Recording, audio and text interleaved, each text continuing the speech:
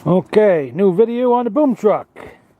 Today we are going to pay attention to how the boom is attached to the truck. We have a pin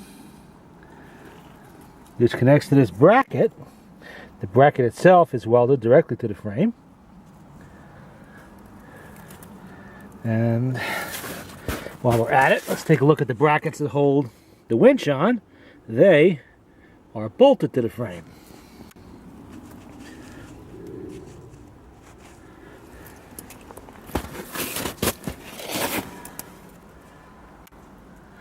Now let's take a look at the back of this boom.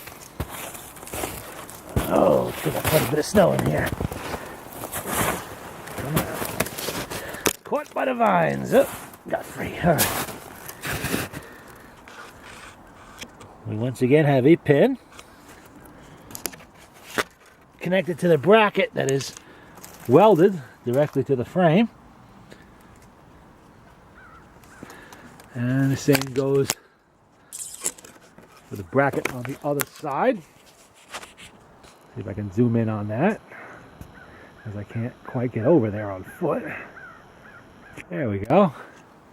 We have a pin. And the boom, which is, I can't really see what's up there, but I guess that pivot's up there too, would be obvious. Maybe I can zoom in.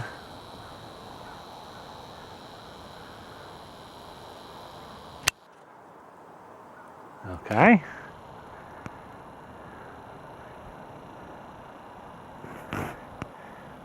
And that is how the boom attaches, with pins to brackets that are welded directly to the frame. Ugh.